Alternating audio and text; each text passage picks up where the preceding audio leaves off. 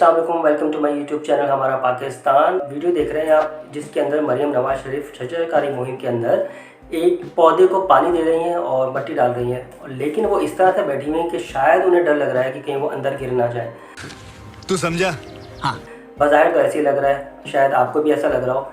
हकीकतन ऐसा है कि नहीं, ये तो मैं आपको आगे चल के वीडियो में बताता हूँ। इससे पहले इससे भी अहम खबर ये है कि आपको शायद मालूम नहीं कि परवेज़ ज़लाई जो कि सदर PTI के, वो बाथरूम में गिर गए और उसके बाद उनकी सुनाई की 4 पसलियाँ भी टूट गई। क्या ये खबर आपको पता लगी? नहीं पता लगी होगी, क्योंकि कोई खबर बता ही नहीं रहा। और अभी तो रुको, वजह क्या है कि जब लीडरशिप बोलेगी तो किसी को पता लगेगा ना।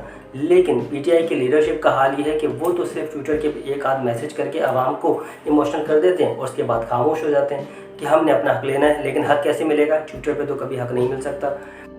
मैं नहीं मानता। इमरान खान ने वाज़ेह हिदायत दी हैं कि सुप्रीम कोर्ट के जिसके फैसले के बाद हमसे इंतखाबी निशान लिया गया बल्ले का, जिसके बाद ही ये हुआ कि जब हमारे लोग जीते तो उस जीत के बाद, हालांकि सुप्रीम कोर्ट ने शुरू में कहा था कि हम सिर्फ आपसे निशान ले रहे हैं, पार्टी तो आपकी है, अगर आपके लोग जीतेंगे तो आप हुकूमत बना सकते हैं, लेकिन वैसा बिल्कुल नहीं हुआ। कैसी लगी?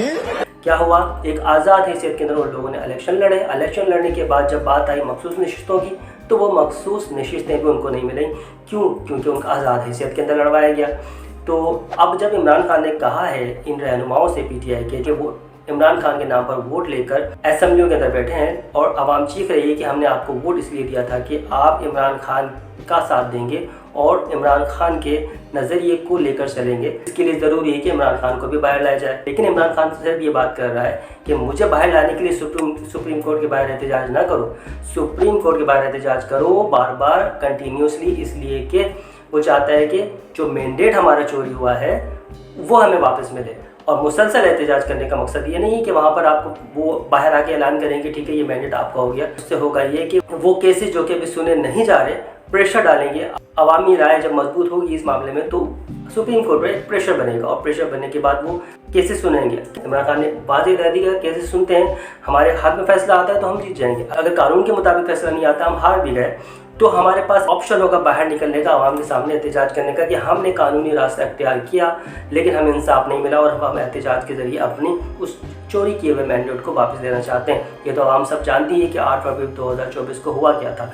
लेकिन इस वक्त बिल्कुल खामोशी है और मुसलसल हिदायत के बावजूद इतने बड़े बड़े मैटर्स के ऊपर जो PTI की जो क़यादत है इस वक्त बाहर, वो बस सिर्फ हेले बहाने और घुमा फिरा के बयाना दे रही है ताकि इसी बत्ती के पीछे घूमती रहे और ये काम इसी तरह चलता रहे। क्योंकि सुनने में तो आ रहा है कि इनका प्लान तो ये है कि इमरान खान को एक लंबे अरसे तक जेल के अंदर रखा जाए। इसी से रिलेटेड एक न्यूज़ है जो कि सिद्दीक जान ने ट्वीट की अपने ट्विटर हैंडल पर, क्योंकि वो रिपोर्ट करते हैं इन सारी चीज़ों को और जब खान से मुलाकात के लिए जाते हैं तो वो वहाँ पर अवेलेबल होते हैं ये लोग। और उन्होंने कहा कि हम जो रहनुमा भी बाहर आते हैं हम उनसे पूछते हैं कि खान ने क्या हिदायत दी, क्या करने आगे, क्या पार्टी पॉलिसी है, तो उसमें से जो बातें बताने वाली होती हैं बता देते हैं, जो नहीं होती वो नहीं बताते। और उसमें से एक रहनुमा से उनकी बात हुई तो उन्होंने जो बात की वो बहुत ज़्यादा परेशान हुई। तो उन्होंने कहा कि ये देखकर उनकी आंखों में आंसू आ जाते हैं कि हम ये खान के साथ क्या कर रहे हैं। उन्होंने कहा कि शायद मुझे ऐसा लग रहा है कि हमारे बहुत से रहनुमा ये चाहते हैं कि इमरान खान जेल के अंदर ही रहें। तो ये सब सिचुएशन है, ऐसे ही नहीं आवाम चिल्ला रही, इमरान खान की हिदायत पर अमल नहीं किया जा रहा। ऐसी क्या बात है जो कि इमरान खान इनको नहीं समझा पा रहा और इनकी समझ में नहीं आ रही। इनकी समझ के मुताबिक अगर चलते हैं तो शायद इनको एक वोट भी नहीं पड़ता। ये इमरान खान की ही वजह से इनको वोट पड़ा है कि आज ये असेंबली के अंदर मौजूद हैं, तो ये इनको समझना चाहिए। अब आते हैं मरीम नवाज़ वाले वीडियो की तरफ, जिसके अंदर वो बहुत दूर से पानी दे रही हैं पौधे को।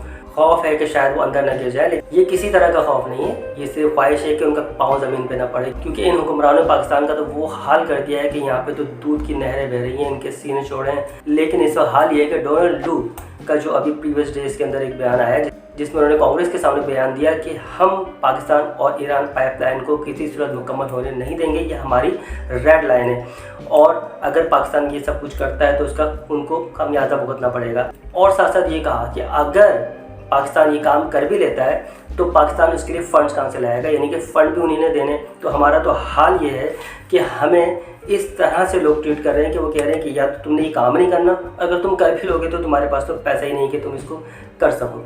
तो ऐसे मुल्क के हुक्मरानों का हाल ये है कि उनके पाँव ज़मीन पे नहीं पड़ते, कोई कब्रिस्तान जाता है तो वहाँ पर भी रेड कारपेट बिछा लेता है। तो इस एटीट्यूड के साथ ये क्या आवाम की फ़िक्र और पाकिस्तान की फ़िक्र करेंगे और इनको क्या प्रॉब्लम हुई है अगर आपके मुल्क के लिए कोई इस तरह का बयान दे, तो आपकी तो नींद हराम हो जानी चाहिए कि कोई किस तरह से ऐसे आपके मुल्क की तौहीन कर सकता है।